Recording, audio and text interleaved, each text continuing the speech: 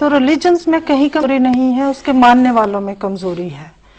ہم جب کہتے ہیں کہ پاکستان اسلام کے نام پر بنا، یا اسلام کے ماننے والے زیادہ لوگ تھے جنہوں نے اس میں اسٹرگل کی، لیکن اس اسٹرگل کے اندر بہت سارے وہ لوگ تھے جو اسلام کے ماننے والے نہیں تھے، جو مسیحی. ہم لوگوں نے اسٹرگل کی بات نہیں کی. نہیں، میں تھوڑا سا وہاں سے کنیکٹ کرنا چاہتی ہوں کہ آپ نے کہا کیا ہو گیا. کیا ہو گیا؟ ایک روٹ کاز یہ بھی ہوا کہ جو ہماری کمبائنڈ ہسٹری تھی اسٹرگل کے حوالے سے، وہ ہم نے مس کی ہے. وہ ہم نے اپنی پریزنٹ جنریشن تک ہم نے نہیں دی ہے. تو بچوں کو وہ کوٹیشنز، یہ 11 اگست تو بہت کوٹ ہوا تو ہمیں پتا ہے نا، بچوں کو اور کوٹیشنز بھی نہیں پتا. اس کے حوالے سے ہے تو میں مسیحیوں کے حوالے سے ایک ایسی کوٹیشن جو بالکل منظر عام پر نہیں آتی، یہ میرے سامنے ہے، میں اس کا ریفرنس بھی دے سکتی ہوں اگر کسی کو چاہیے ہو. یہ 18 اپریل 1947 کو قائد اعظم صاحب نے فرمایا، مسیحوں سے خصوصاً فرمایا، کہا کہ پاکستان کے حق میں آپ آواز بلند کریں، پنجاب کی اقلیتوں کے ذہنوں کو بدلنے کی کوشش کریں، پنجاب کے مسیحیوں کی حمایت سے پاکستان نزدیک ترین آ جائے گا، اس وقت جب کہ ہم ابھی پاکستان کے لیے لڑتے ہیں اور کروڑوں انسانوں کا خیال ہے کہ ہم ناکام ہوں گے. اگر آپ نے ہمارا ساتھ دیا تو یہ بات مسلمانوں کے دل میں نسل در نسل یاد رہے گی، اور مسیحی اقلیت جو ویسے بھی اہل کتاب ہے ہمارے نزدیک ایک خاص رشتے میں منسلک ہو جائے گی. ہم پھر کبھی نہیں بھلائیں گے کہ پاکستان کے دشمن جب یہ کہتے تھے کہ پاکستان میں اقلیتوں کا تحفظ نہیں ہوگا تو آپ نے اپنا مستقبل ہمارے حوالے کر دیا.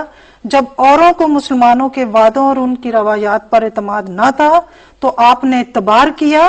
اسلام آپ کے اس بھروسے کو کبھی غلط ثابت نہیں ہونے دے گا. وقت آنے والا ہے جب مسیحی ایسے وقت کو مبارک گھڑی کہیں گے جب آپ نے صدقے دل سے پاکستان کو قبول کر لیا. میں آپ کو یقین دلاتا ہوں کہ پاکستان کے مسیحی ہندوستان کے مسیحیوں سے زیادہ خوشحال اور مطمئن رہیں گے. یہ کوٹ میں نے کبھی نہ ٹی وی پہ دیکھا نہ کتابوں میں دیکھا، اور ایسی کئی چیزیں، یہ میرے سامنے میرا اپنا ہی ریسرچ ڈاکومنٹ کھلا ہوا ہے. یہ ایک بڑے اہم سوال کے بعد یہ ڈاکومنٹ میں نے بنایا. میں اس کی ہسٹری میں جاتی ہوں اور آپ کے سوال سے جڑی ہوئی بات ہے، بیکاز میرا سوال وہیں پہ، میں بالکل وہیں جاؤں گی. کیا جب میں اسلام آباد کے ایک ماڈرن سٹی کے اندر ٹیچرز کو میں سیشن دینے کے لیے گئی، اور میرا ٹاپک ہی یہ تھا کہ کانسٹیٹیوشن آف پاکستان اور مائنورٹی رائٹس. اب میرا ٹاپک یہ تھا، میری مجبوری یہ تھی کہ میں نے اسی لمٹ کے اندر رہتے ہوئے میں نے سارا اس کا انالیسس کرنا تھا. تو ابھی میں نے اپنی بات کی شاید تمہید ہی باندھی ہوگی کہ ایک نوجوان استاد کھڑا ہوا، اور تھینکس ٹو ہم، وہ جہاں بھی ہے اگر سن رہا ہے، اس نے مجھے کھڑے ہو کے کہا جی آپ نے جو نان مسلمز کے رائٹس کا شور مچا رکھا ہے، ورڈنگ بھی بڑی سخت تھی. مجھے یہ بتائیے کہ جب پارٹیشن کے وقت ساری سٹرگل ہوئی کتنے کرسچن مرے تھے؟ یہ کیسے استاد کا سوال ہے جس نے ہسٹری نہیں پڑھی؟ یہ کیسے استاد کا سوال ہے جس کی پروڈکشن جو ہے وہ ایک ایسے تعلیمی سسٹم سے ہو کے گزری ہے جس کو کمپلیٹ ہسٹری نہیں ملی؟ تمام پاکستانیوں کی ہسٹری وہ ریلیجن کی بنیاد پہ نہیں، وہ پاکستانیوں کی بنیاد پہ ہونی چاہیے تھی. دوسری اہم بات مجھے یہ کہنی ہے کہ اگر ہم اسلام کے نام کے ساتھ اپنی ابتدا کرتے ہیں تو پھر میثاق مدینہ اور 11 اگست کی تقریر یہ بالکل آمنے سامنے رکھ کے دیکھ لیجئے. مجھے یہ لگتا ہے کہ میثاق مدینہ کے اندر جب مختلف مذاہب کے لوگوں کے درمیان معاہدہ ہوتا ہے تو اس معاہدے میں شامل تمام مذاہب کے لوگوں کو امہ کہا گیا.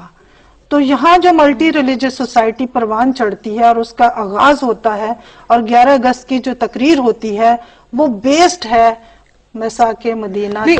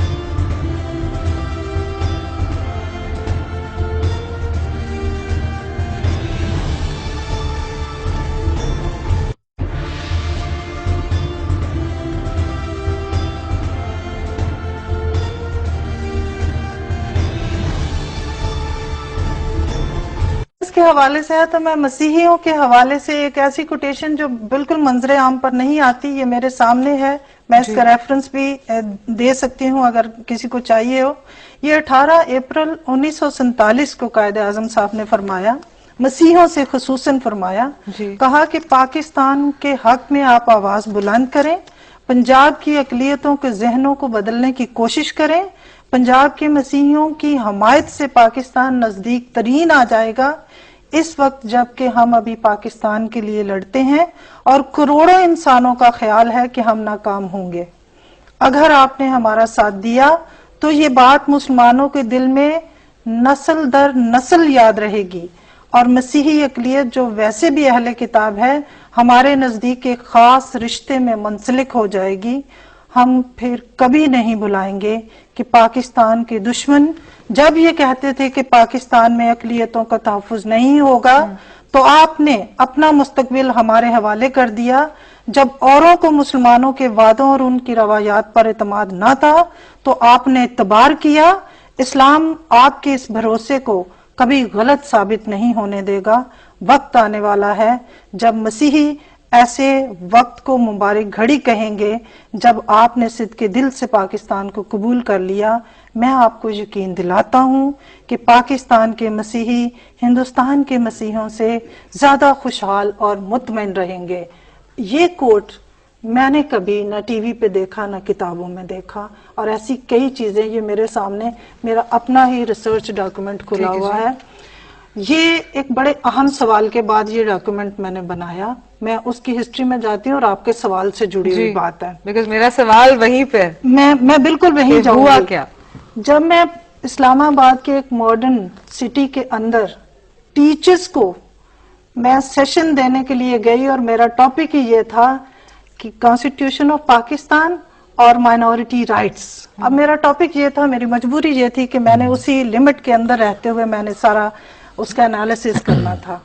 تو ابھی میں نے اپنی بات کی شاید تمہید ہی باندھی ہوگی کہ ایک نوجوان استاد کھڑا ہوا اور تھینکس ٹو ہم، وہ جہاں بھی ہے اگر سن رہا ہے، اس نے مجھے کھڑے ہو کے کہا جی آپ نے جو نان مسلمز کے رائٹس کا شور مچا رکھا ہے، ورڈنگ بھی بڑی سخت تھی، مجھے یہ بتائیے کہ جب پارٹیشن کے وقت ساری سٹرگل ہوئی کتنے کرسچن مرے تھے؟ یہ ایک ایسے استاد کا سوال ہے جس نے ہسٹری نہیں پڑھی، یہ ایک ایسے استاد کا سوال ہے جس کی پروڈکشن جو ہے وہ ایک ایسے تعلیمی سسٹم سے ہو کے گزری ہے جس کو کمپلیٹ ہسٹری نہیں ملی، تمام پاکستانیوں کی ہسٹری، وہ ریلیجن کی بنیاد پہ نہیں، وہ پاکستانیوں کی بنیاد پہ ہونی چاہیے تھی۔ دوسری اہم بات مجھے یہ کہنی ہے کہ اگر ہم اسلام کے نام کے ساتھ اپنے ابتدا کرتے ہیں تو پھر میثاق مدینہ اور 11 اگست کی تقریر یہ بالکل آمنے سامنے رکھ کے دیکھ لیجئے۔ مجھے یہ لگتا ہے کہ میثاق مدینہ کے اندر جب مختلف مذاہب کے لوگوں کے درمیان معاہدہ ہوتا ہے تو اس معاہدے میں شامل تمام مذاہب کے لوگوں کو امہ کہا گیا۔